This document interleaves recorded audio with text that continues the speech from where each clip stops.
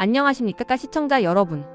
여러분은 대한민국에서 가장 공부를 잘하고 가장 높은 도덕적 가치와 명예를 지켜야 하는 직업이 무엇이라고 생각하십니까? 아마 열의 9은 판사와 검사를 꼽으실 겁니다. 그런데 지금 대한민국 사법부의 심장부에서 이상 징후가 포착되고 있습니다. 최근 며칠 사이 법조계가 발칵 뒤집혔습니다. 이데일리 단독 보도에 따르면 올 초 정기 인사를 앞두고 소위 말하는 정통 엘리트 판사와 검사들이 줄줄이 사표를 던지고 대형 로펌과 대기업으로 자리를 옮기고 있다고 합니다. 그냥 평범한 판검사가 아닙니다. 법원의 핵심 브레인이라 불리는 대법원, 재판연구관 출신 그리고 경력 15년 이상의 베테랑 고법 판사들이 그 주인공입니다. 명예를 먹고 산다는 그들이 왜 갑자기 법복을 벗는 것일까요? 법원이 붙잡으려고 애를 써봐도 로펌이 제시하는 수억 원, 수십억 원의 연봉 앞에서는 속수무책인 상황입니다. 오늘 이 시간에는 대한민국의 법치주의를 지탱하던 허리급 인재들이 왜 조직을 떠나고 있는지, 그리고 이 현상이 우리 평범한 시민들의 재판에 어떤 치명적인 결과를 초래할지 아주 깊이 있게 파헤쳐 보겠습니다. 1. 대형 로펌의 영입전쟁 누가 떠나나?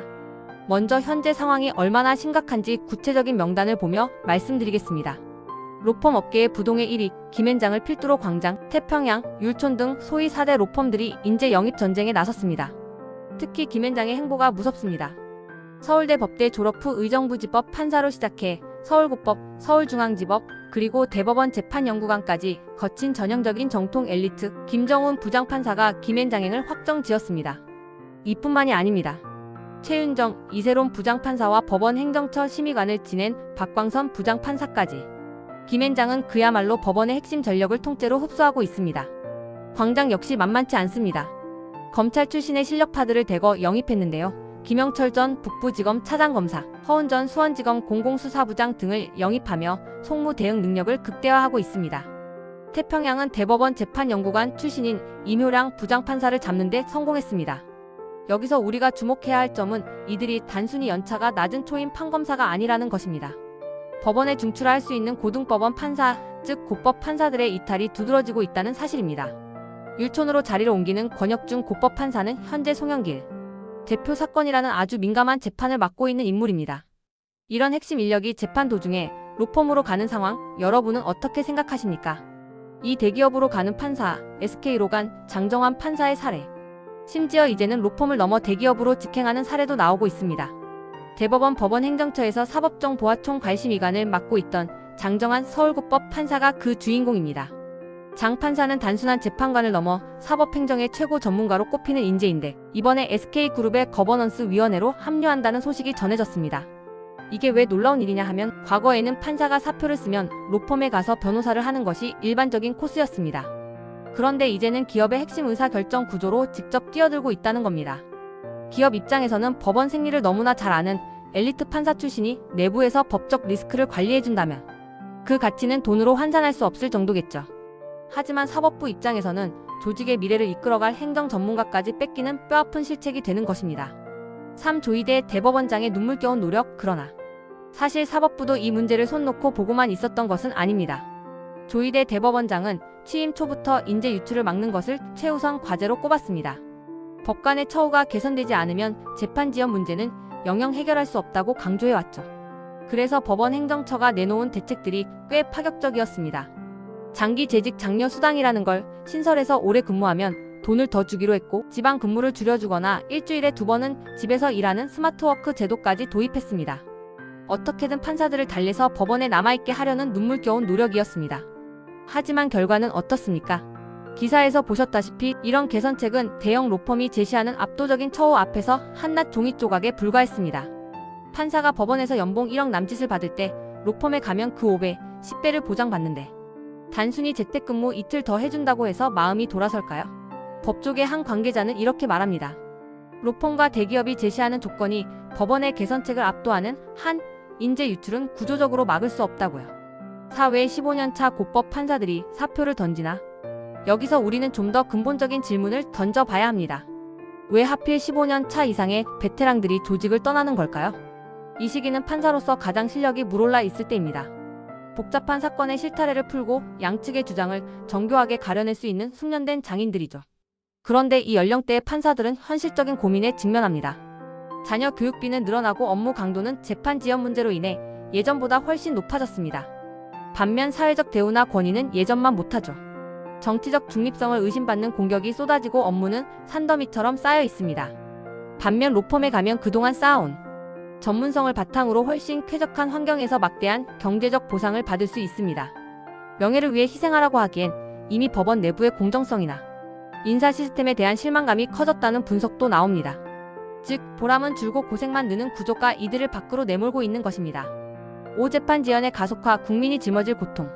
시청자 여러분, 판검사가 로펌 가서 돈 많이 버는 게 우리랑 무슨 상관이냐고 생각하실 수도 있습니다.